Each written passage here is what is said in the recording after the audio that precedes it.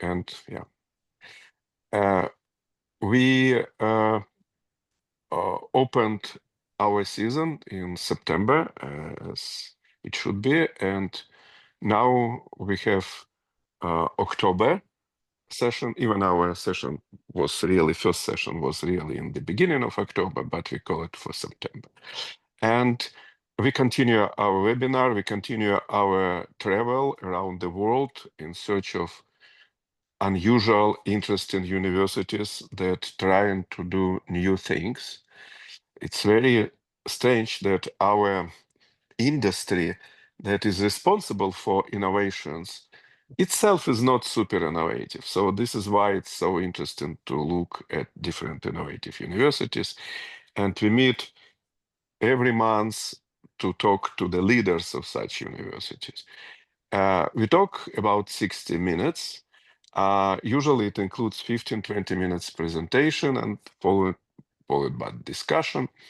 And we do have live format like today, but then our webinar is recorded and placed on YouTube, and you can watch it, rewatch it, recommend to other people, etc. We would like to hear your comments, so go to LinkedIn, post your thoughts, comments to our takeaways, and we're grateful to our steering committee for recommending interesting universities. And my co-host Dara Melnik will start the webinar. I just want to say thank you to our manager and student assistant. Dara, the floor is yours, and please, next slide. So the floor is mine very temporarily. I'm just here to, at the moment, to introduce our university of today and our guest speaker. So Kadir Has University is based in Istanbul, which already makes it interesting, but it also runs on problem-based learning and has a core program which gives the graduates that special KHAS touch and also equips them with a competency set that is meant to respond to the society's needs. Now, our today's guest, Professor Dr. Sondan Durukanoğlu Feyiz, is not only at the helm of KHAS, she also launched and orchestrated the reform that led to the new education model, which makes our today's webinar situation a perfect one. And on this note, giving the floor for the presentation, Sondan, the floor is yours. May I just say that Sondan also worked in very well-known, well-established private university in Turkey, in Sabancı University, and also tried to do some innovative things there. Indeed. Yeah. Thank you very much, Dara and Isaac. I specifically thank you, Dara, for bringing me and you together to discuss on the practices we are having at Kadir Has University. I will try to be fast on the educational model so that we have more time to discuss on any questions you have on your mind.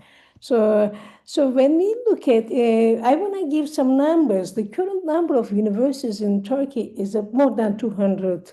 And out of 200, 131 is the public universities and 78 is foundation university. By the time the Kadir Has University founded in year 1997, there were 8 foundation universities and 61 public universities. And if you ask me what was the goal of Kadir Has University being founded, and my answer is really interesting because in Turkey, I don't think that there is a tradition in Europe or in US. There is a tradition in the previous generation. When they have very successful business life, they want to crown the successful business life by establishing a university. That's really a tradition in Turkey. Kadir Has, our founding person of the university, He was a very successful businessman. He had an exceptional business life.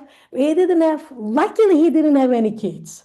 So that all of the wealth was donated to Kadir Has Foundation so that he was able to found Kadir Has University. Okay, that was the reason why Kadir Has was founded.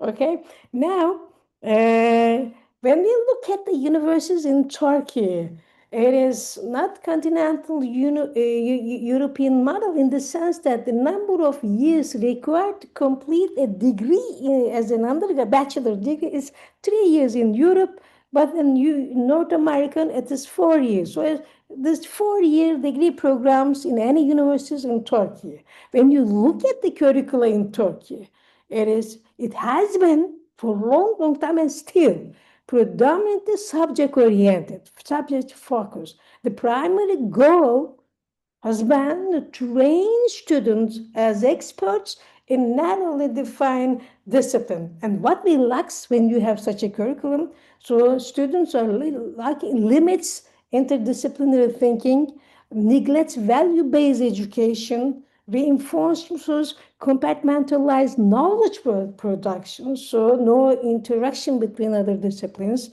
It lacks emphasis on specifically ethical reasoning and social responsibility, and it overlooks critical and creative thinking. Of course, it fails to anchor learning in values, justice, and merit, which is really, really important.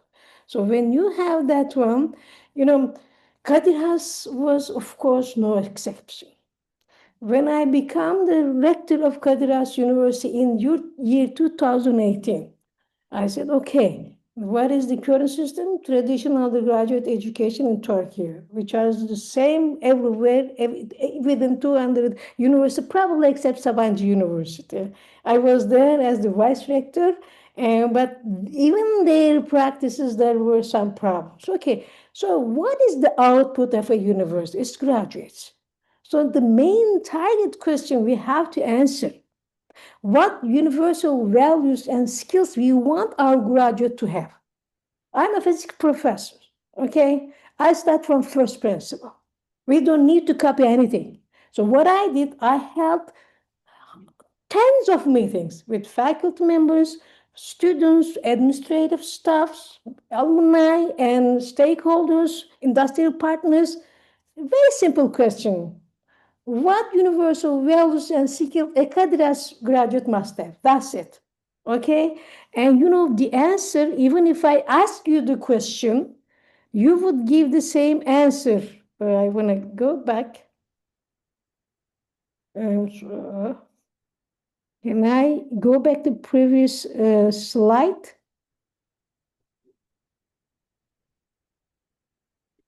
Anyone can help me out?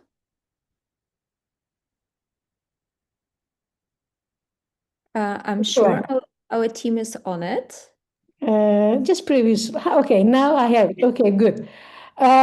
So what we did, the answer we have, able to question and think independently, able to view events from critical perspectives, sensitive to community and planet they live in, able to express their thoughts freely and confidently, possesses a developed sense of justice, respectful of different ideas, perspective and cultures, skilled in writing and present, and etc. And I'm sure you would give the same answer. So we redefine a KHAS graduate profile. And we have 4 pages of KHAS universal values and skills. Then I went to our faculty member. This is what you want. Do you think the current curricula provides that? Answer was no. And then that means we have to start from scratch. We have to have new curriculum for any departmental program. And to provide, and then I'm going back.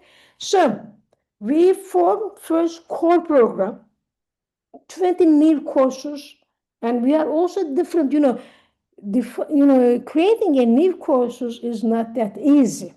What we did in forming these courses also, we formed course design teams of at least 6 members for every course, each course. In the teams, we have 4 faculty members from different schools and at least 2 members of students from different departments. So contents of these courses were prepared by these teams. Okay? And then, of course, the input for 14 weeks of the content prepared by these members, and the courses, when we look at the courses, just go back to here. Universal values and ethics, history of humankind, algorithmic thinking, design thinking, origins and consequences, mathematical thinking. All these courses, and 20 of them, were redesigned from the scratch to make sure that our students do have these values and the skills we define in KHAS graduate profile. And for core program, no written exam. Presentation assessment is done by the presentation, discussion, project reports, essay papers, and whatever they are producing.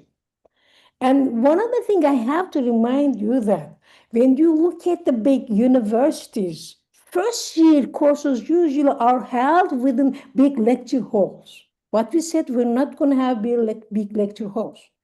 The class size would be at most 30 students, and those students will come from different departments so that they will have the skill to work together. When they go to the professional life, they're not going to work just with the engineering.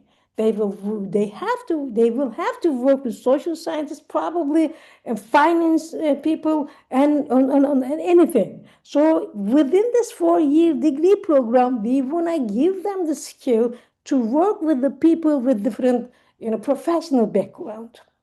And in Turkey, at Kadir Has University, all instructions are in English. So students, they go through the prep school, but you cannot learn language in 1 year. In Turkey, in any university, to teach the student academic writing and reading skills, we always have English courses. I said no. We remove those courses. The core program courses will have 2 instructors. One is the content, the other one is the language. And students will keep learning English while they are learning something else. Okay, so language instructor is taking care of the language part. Content-wise is being assessed by the content instructor. So this is what we did in the core courses. So when we look at KHAS education model, it has 2 important. One is the core program, and plus when they go to the in the field where they're going to train in a specific field, this is called project-based education. Core program, the goal of the core program is to make sure that students do have the universal values and the skills needed, and to become a world citizen. Keep in mind that the generation we are training, they are global citizens. They will go everywhere they want. So we have to make sure that they have the skill to work with different people with different backgrounds. The mandatory courses, anyone who comes to Kadir Has University, they have to take history of humankind, universal values and ethics, and civic involvement projects. In addition to these 3 courses in their first semester, they can take departmental courses. Okay? This is first term, first semester, first year courses. And by the time they complete their 4 years, they will take another 10 or 12 core courses before they graduate. Project-based education is mainly learning by doing. I mean, even if when we have a meeting, we start, getting bored when we have a lecturing person and you do, in passive form. We said, okay, we have small class sizes, we can have project-based learning, and they will learn by doing, and of course, the fields are transferred through application research-oriented project carried out by students. And another thing that is important, these project-based courses are designed with our business partners. So the projects are coming from the sectors. And for each project, students have 1 mentor from industry or sector and 1 mentor from university. And they can learn the subject. So the theoretical background is given by the academic person, but they can also, learn those stuff from, online courses, whatever they choose. But they have to complete a project. So this is an implementation of what they've learned from the theory into the practice. This is what we are different. So assessments of project-based learning. Again, no exam. They have presentation, discussion, project reports of at least 10 or 20 pages, and articles or whatever their productions is. By the time a student completes a degree program, she has to complete at least 65 projects. That means the student have to write 65 project reports and 65 presentations. So before they graduate, they have all, they become half professional in the field. And the other thing that is really important, this is my personal idea. A university cannot be a university if there is no research. So research supposed to be part of undergrad education. And we ask our students, starting from day one, to be part of research. We don't require them. Be part of research. You know why it is important? By being a research team, you can define a problem. You know how to define the problem. And then you know how to look for a solution to the problem, and you know how to implement the solution, and of course, concluding, analyzing the results. Those are really important for any expertise field. And even if you go and work in industry or work in any design project, you need to have those skills. That's important. Because what I think, university and high school, they are two educational institutions. In high school, there is teaching. In university, there is teaching. The only institution where you see the research is the universities. So to make our graduates different from high school students, they have to be part of research groups. This is what makes them different from other graduates from other universities. So our motto, KHAS graduate in every field must be trained to serve as an R&D professional. Why it is important? When we look at the economy of today, AI is coming like crazy. Many, operational procedures will be taken care of by AI. What we need is an R&D people. For that, we want our graduates to do their master's and PhD with thesis around the globe in the best schools. At Kadir Has, now we are having tons of students going to US, Europe with the scholarships to do their master's and PhDs. That is the key. So I'm very proud of that. And now I want to give you one example. We had a student from Syria. He came to our Kadir Has University because we have project-based learning. And in 4 years, that student had 11 publications. Now he is at Max Planck Research Institute, and he was accepted by Arizona State University for full scholarship. Since he couldn't get the visa, now he's going to do his PhD at Max Planck Research Institute. So it is just the ecosystem you provide the student makes the huge differences. So that is why we said, okay, of course we cannot force the student to be part of every student, but the one who wants, they are very welcome. So research at Kadir Has University, what we did at Kadir Has, as soon as I became rector of Kadir Has University, we changed the stick. We said we're going to become research-oriented university. That's the key, because if you want to make a real change in the university, the faculty members need the support. I form research and development resources director, under which two main offices, and we also have Kadir Has Science Park. Project Development Office, Project Management Office. In these offices, we have experts with PhDs who are ready in writing the research helping the faculty member in writing the research proposals, and also showing them the funding channels nationally or internationally. And once our faculty members get this proposal approved, and the management of this research projects are managed by so the budget is taking care of our staff. So we give them the supporting. And one thing many universities are mistaking is that they force their faculty member to write paper. No, the first priority has to be research projects. Outcome is the research, scientific publications.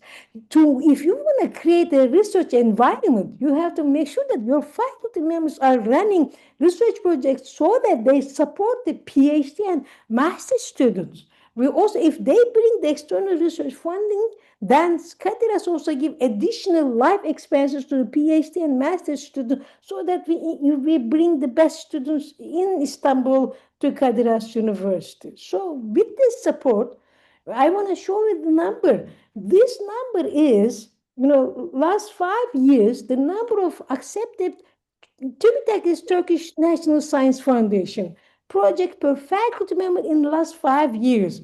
This is Kadir Has University. Sabancı is another sister university, I would say, foundation university. Koç is number 1 in Turkey. ODTÜ is the Middle East number 1 public university and technical university in Turkey. And Bilken is another foundation. When you look at all this, those are benchmark universities, our benchmark universities in Turkey. What you see the change in the only university that is making huge improvement is Kadir Has University. We are last year number 1 university in Turkey in terms of number of accepted TÜBİTAK project per faculty members.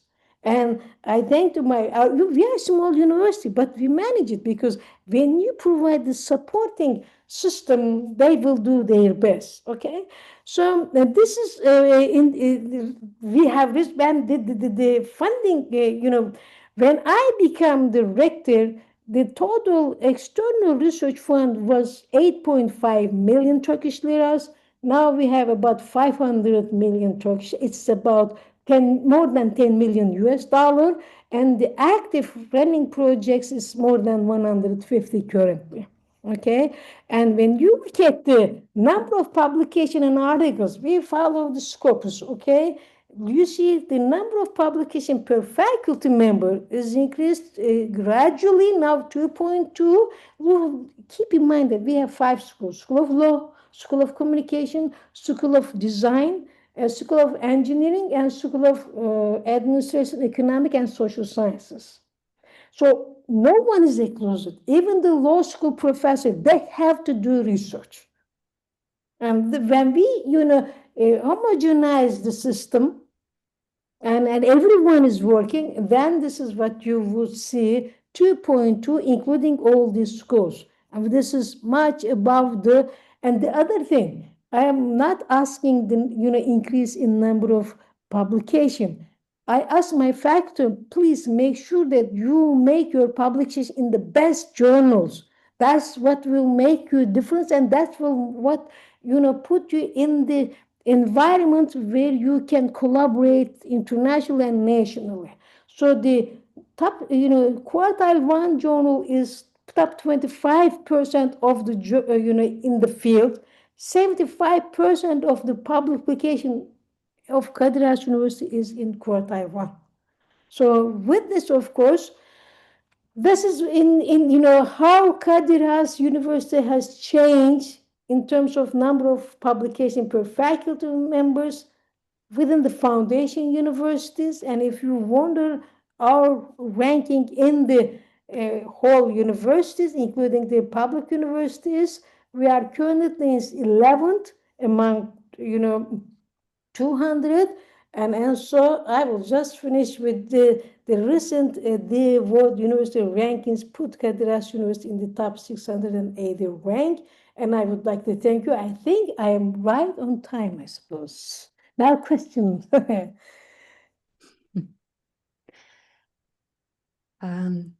Thank you very much for the wonderful presentation. I see on Isak's face that it has made both him and I very happy. Isak, would you like to start? Yeah, and first I would think that probably it is one of the most practical presentations, practically useful presentations. Immediate, I would say, immediate practical ideas, because we hear about real life experience of transforming university. Yeah. And let me start. Obviously, the most interesting thing, I guess, for our audience and for us is education model. But Yeah. I start from the end, from research, because it sounds very strange in a good sense. Okay. We indeed talk a lot about productivity, and we see the growing number of articles from bigger and bigger number of universities. Yeah. Because there are incentives, etc., and artificial intelligence helps us to Yeah. translate in better language, etc. But you say very different thing. You say, let's start from research program. Yes. So could you tell us a bit how it started? Because so how did you come to professors and told them about research program? And what is the research program in administrative sense? Article is article. And Yeah. so do you have research programs on websites? Is it something with research questions? What is it? Oh, okay. Isaac, we trust our faculty members. They have PhDs. What we said, in product, if you want to increase the productivity, you have to set the ground so that the faculty members can do the research. First thing I did, then I reduced the number of courses they teach in per semester. This is number one. Second, I also said, let's form the research proposal together. I set an internal panel within the university. Let's say you are a faculty member at Kadir Has University. So you write your proposal. We say, it's like before you submitted it, let's have internal panel at Kadir Has University. So I am one member of the panelists, and we said, I read your project, and I said, Isaac, the one with the experience, your idea is excellent, but if you add this and that, your research proposal will have an excellent form. So with the suggestions of 5 people, you go back, you revise your research proposal, and then submit it. In 6 years, all faculty members learn how to write research proposal, and return rate is increased to 50%. So once they have I cannot ask them to do research in that area, this is academic freedom. They should have their, area of research. My job as an administrative staff help them so that they can do the research. But the research funding should come not from the university but external. So this is, and what also we did in the university, they need researchers, right? PhD students. At Kadir, we said that master's and PhD program with thesis, we don't ask single penny from the candidate. Instead of asking them paying the program, we should pay them because they are going to do the research. So that was another key step to. But coming back to, so research program is kind of research proposal, Yes. more or less. Yeah. And research proposal, let me ask a couple of practical questions. So research proposal is a kind of internal research proposal, and for 3 or 5 years, and you encourage them to be ambitious. You have a template, etc., etc. Okay, yeah, it's a great idea.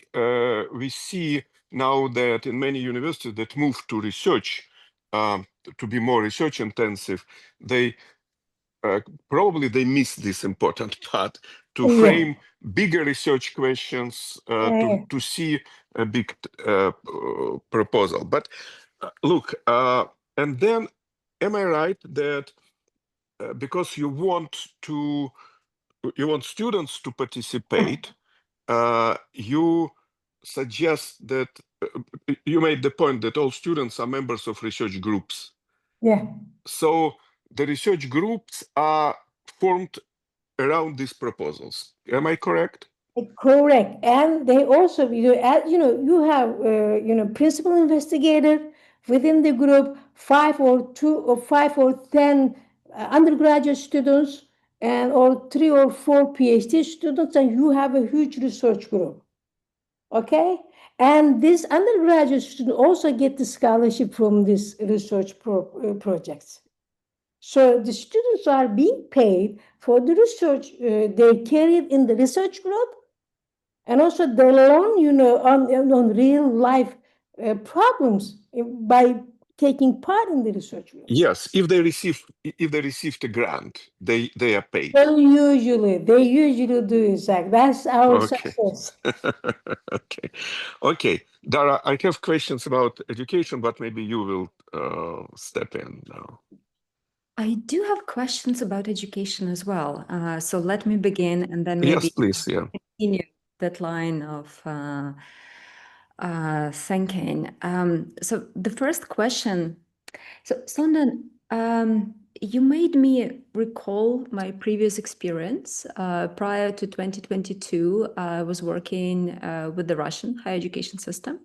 Okay. And my colleagues at the time and I were huge proponents of general education. So we would explain to universities that, well, there are different models of it. There is a core program. There are distribution requirements whereby you select a course from all major disciplinary blocks like social sciences, humanities, arts, etc., whatever you have in the offer. And there is open curriculum, Brown University style. Now, the majority of universities who got interested in general education would embrace core curriculum, core program, specifically because it was the simplest approach. You select a specific number of courses, you make sure they're perfect, and then introduce that as your general education of the curriculum. So keeping that in mind, my question is, was that your logic as well, or did you have different reason to implement specifically a core program? Dara, what we did at Kadir Has University, instead of implementing any program from top down, we first came together with the faculty members. And students. Together with the student, we together define the problem. We define KHAS student profile. And then we said, okay, this is what we want. So let's design the curriculum so that we will have this KHAS profile. So we came together with the faculty member, okay? And we come together and said how we're going to make sure that students will have those values. So let's, name the courses. We name it from scratch. So it's not that, in the beginning, let's have core program and the project base. Along the way, we together came up. So look, you have a 4-year degree program. You want to make sure that the student will have specific values inherited. So you don't postpone it to the 4th year. Well, because, in Turkey, the students are coming from different backgrounds. Public school, private schools, they're really different. They have their really red lines. You cannot touch them. Gender equality, for example. In the universal values and ethics, we discuss gender equality. Okay, so we have to make sure that students have those values from first year, not the last year. That's why we said, okay, let's concentrate these courses in the first semester. By the time they graduate, we add more, because we have 20 different core courses, and they have to take at least additional 10 core courses before they graduate. So instead of imposing a methodology, as I said, as a physicist, we first define the problem so that faculty member will not resist. student, although we had resistance, because I want to say, in the first practice, in the first semester, we had 5 required courses. And students got crazy because they want to have departmental courses when they come from prep school. Okay, we changed the curriculum. Let's say we have 3 courses, and they can so that take department 2 courses of departments. So this is an evolutionary. I mean, it will change. So instead of as I said, we work together, define the problem together, and then solve the problem together. So instead of implementing a methodology, no, let's work on it. That was our strategy. And that's why I think we manage it. Keep in mind, Dara, you have conventional education model of 25 years. And then my job was to change that. Can you imagine all professors have traditional background? And then the traditional education before 2018. So I have to do, define a really smart strategy so that it was going to work. Now it's working. But Dara, just to clarify again, I was also curious what is the role of students in course design, because why students could be interested in that's another matter, but they don't know what they're going to learn. I usually, frankly speaking, I'm usually skeptical about involving students in the curriculum design. So maybe you give us a couple of examples of these general courses that have been designed with students' involvement. Oh, very good question, Isaac. If you ask the student to, prepare or design a curriculum of a specific program, that's a problem. But for the core values, because we define the core values together with the student. And when you ask the student what universal values you want to have, believe me, Isaac, they're going to give you the same answer you would give. Okay, give me an example. And okay, universal values in ethics, gender equality, okay, or ethics in science. This has come from the students, okay? History of humankind. The student, I said, okay, when you discuss on the history of humankind, don't focus on the Western civilization, because there was civilization there is still in Far East, in South Africa, in South America. So prepare the content of the courses in such a way that it should be comparative. So the process is like why it is important, including the student. The process itself is educational for the students. Sure, yeah, that's for sure. But I understand what we are talking about. Dara, sorry for interruption. Just wanted to clarify. Oh, that was a good question. It just reminded us that students, just like faculty, are ultimately human.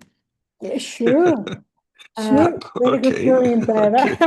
But they come to learn, not to develop courses. But now I see how. Well, that is a different conversation. What we can and should expect of students. Okay. I want to clarify though. So, Sondan, you said that the core program is delivered during the first year, right? Yeah, first semester of the first year. How do you ensure? I imagine a student, a bachelor student, with their dynamic, flexible minds, and recalling how much a young person can change and how many value systems they are capable of testing throughout their formation as an intellectual entity, right? So you ensure that the values that are instilled through the core program in semester 1 are maintained until the moment they graduate. Yeah. Very good question, Dara. Just keep in mind that In Turkey, we are very conservative, students with the very conservative families, students with the families of freedom. But the first semester, why first semester is important? They have to come to the classes, discuss the issues that hasn't been discussed in the family. Okay, so that's the starting point. By the time they complete their, 4 year, they have to take additional courses, which is, putting on the fundamental courses. So it's not just one course. They have to take another course in the second, third, and the fourth year. And the environment at Kadir Has is, I think in Turkish, the freedom is limitless at Kadir Has. Okay, the freedom is limitless. That's it. Academic freedom, individual freedom. So we don't impose ideology. We trust in the person. Okay, so it is from the courses to the life at Kadir Has. So it is a whole story. They have student clubs, and they're also discussing the issues, gender equalities or society's problems, and they have the freedom. So it is a story of 4 years and 24 hours.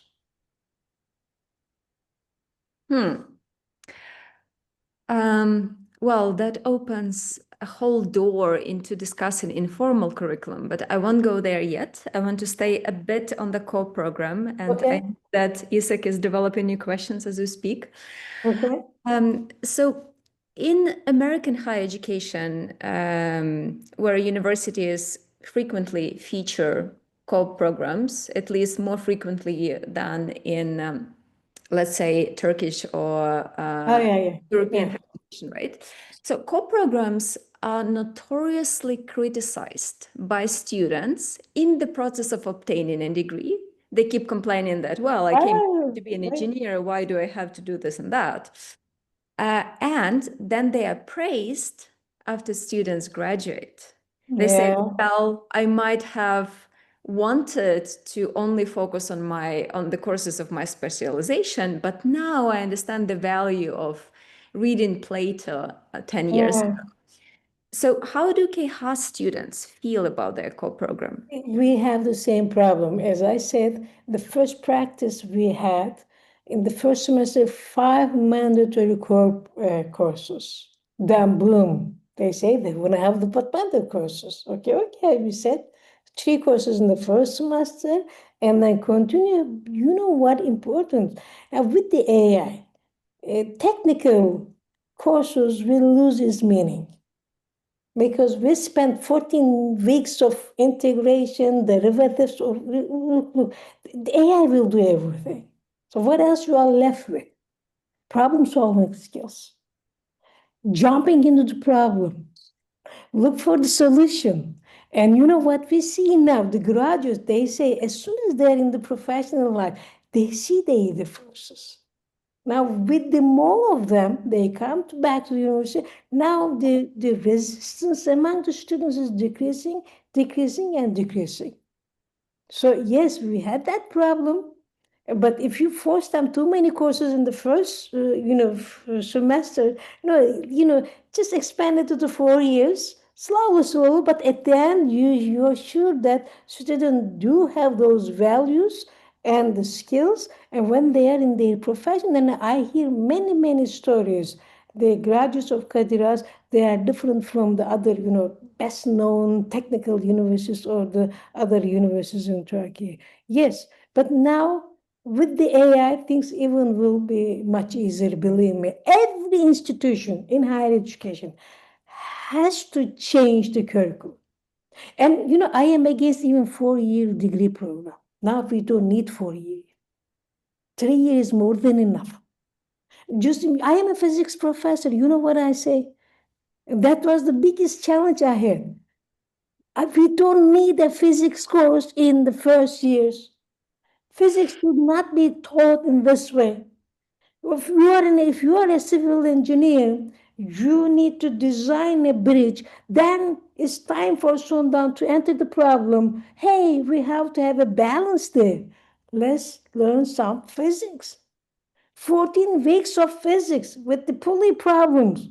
Students, start solving these problems from middle school and high school. And then the first year, second year, we have to save the student from academics. Believe me,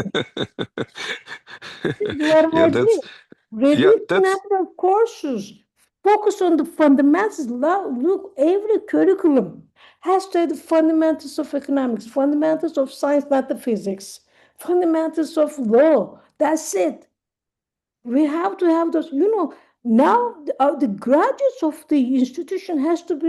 It's just like old-time philosophers in the old times, because AI will take care of the rest. We're not. okay. Yes, Yeah. go ahead. Sorry. Yeah. I'm sorry to interrupt you, but I guess indeed we have. Let's note that we have two unfinished Okay. conversations, and probably we cannot finish it. One is about values and ideology, because often these general courses are coming with indeed general skills, Yes. but so.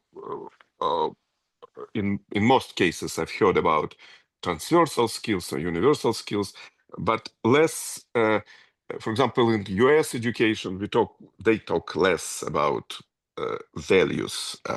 That's very interesting conversation, and the conversation about fundamental disciplinary knowledge also very interesting. But Darek, may I come to a couple of practical questions, because again, you have also a couple of practical innovations. And one is just no written exams. Yeah. Look, as a professor, I uh, I do understand it, but I do remember professors that start oral exam at 8 in the morning for the group and Yeah. finish at 8 in the evening. Okay. So it's super time consuming. It's very dependent from our mood, etc. So how do you have any special format for your Uh, non-written exams? And Very good question, yeah, I had the argument with my professor. I said, written exams are not easy because you go back home, you start grading, and total amount of time you spend in grading is almost the same in the oral exam. Okay, so what we do, this is what we had problems that we are learning in the process. Rubric, mhm. preparing the rubric, because each department has specific things. So we come together departmentally. We said, what was the problem? Biggest problem, practical problem. The projects are being done, a group of 4 or 5 students. Uh-huh. So what they say, I am working very hard, the rest are not working. So how we're going to fix this problem? So let's have peer evaluation. We put the peer evaluation in the system. Okay. And then we give them the freedom. If the one is not working, kick them out of the course. Okay, this is real. And then how we are going to make sure that this, in the presentation, 15 minutes of presentation, they will have 5 minutes each, and then you question them. And then what you do, they will know their part, they don't know the other part. So what we did, ask them the question that was presented by the other students. So we come up with the solution along the way, but now our faculty members are, used to that system. So when you look at Isaac, the total amount of time you put in grading is more or less the same. The only difference is that you do it in class, otherwise you do it at home. That's the only difference. Yeah, that's And clear. also the other thing, the grading part, we give feedback to the students on their projects, reports. I see. And yeah, in fact, I hear now that in some universities, because of because some students use ChatGPT for Yeah. essays, etc., they move back to oral exams, but they are very unhappy. And so this is why I think many universities would be interested in the practical thing. Dara, please. Oh, well, I am interested in the mobility of ideas. So I have a short question, which consists of two parts. The first part, the methodologies you ended up selecting are quite well developed globally. So we have already discussed a core program and its typical whereabouts in American higher education. As well as some other systems like Hong Kong has several universities program, etc. And also project and problem, yada, yada, based learning is a big developed cluster of methodologies, I would say. So the first part of the question is, what were your inspirations? Which universities did you look at, if any? No, I didn't look at any university because, through the experience, lecturing is really becoming boring. And one thing we realized that even if the student gets A+ or something, in a month or 2 months, they'll forget everything. So we said we are lucky because we don't have 10,000 or 20,000 students. Classes are small. We had that freedom. If you have a university with 10,000, 20,000 students, you cannot implement that. A class should be size of 35, at most 40 to implement the project-based learning. So that was it. We said that, okay, learning by doing. They will learn by doing. And that was the key. I didn't see, look at any universities, and we discussed with the faculty members. And then we said, okay, project-based learning would be the best. Let's try, give it a try. That's it. We tried, we had our own problem, we fixed the problem. The difference between, in the other practices, in each course, we have mentor from industry and academic mentor. So they work together. And that this way, the student gain the experience working with a professional, not just academic. So we didn't have, and to your specific question, we didn't have a specific example. Of course, you do a lot of learning, reading, and then you say, okay, the best is this one, and you discuss with your faculty members. This is how we come with this idea. Well, I think it's an important lesson for our audience, because in the modern university making, there is this belief that if you do not have 100 benchmarks you have analyzed, then what are you even doing with the university transformation? But you are sort of freeing them from that necessity. You're saying start with an issue, start with a goal. That question has a second part, as I promised. So the second part, you're quite different from other Turkish universities. Has anybody come to you for advice? Actually, they are, because, this is a practice of 6 years. Now we start seeing the outcome. Now they're coming. How you are implementing it and how you manage it, they're coming. The curriculum has to change, that's for sure.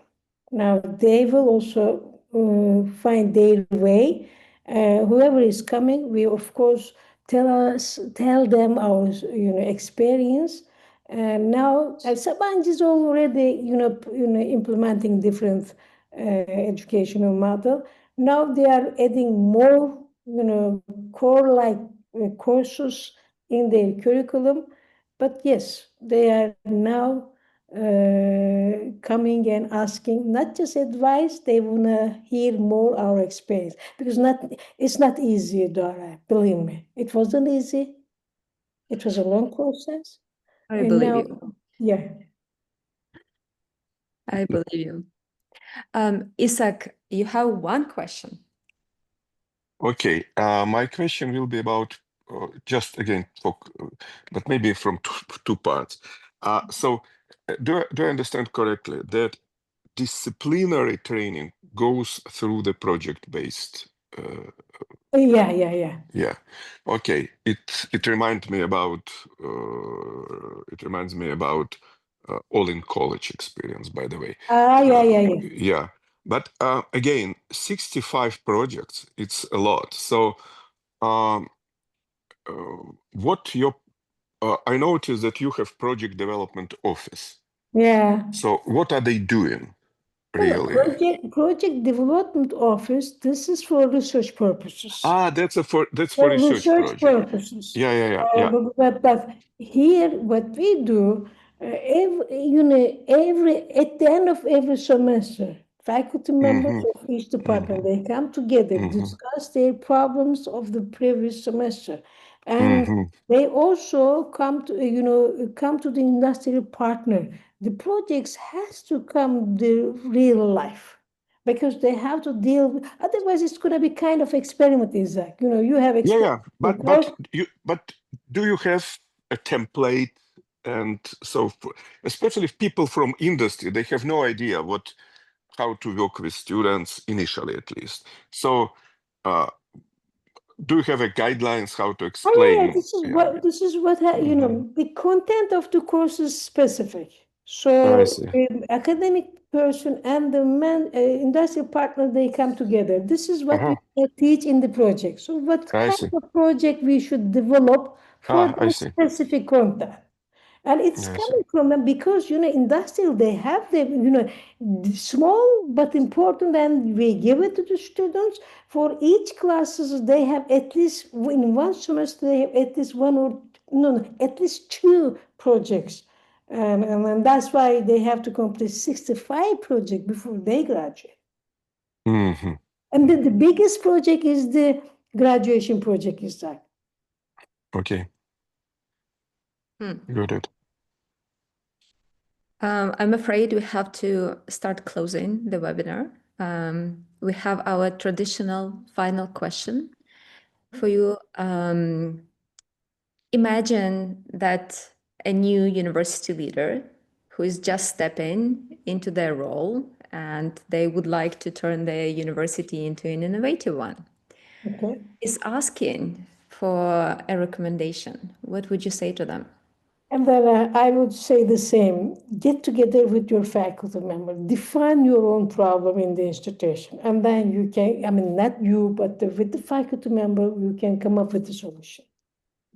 From physics, what I learned, when you change the boundary condition, solution is different. There is no absolute solution. So come together with your faculty member, with the well-established industrial partner, not just small, but well-established industrial partner, define the problem, and then come up with the solution. That would be my suggestion. By your words, Sondan, by your words.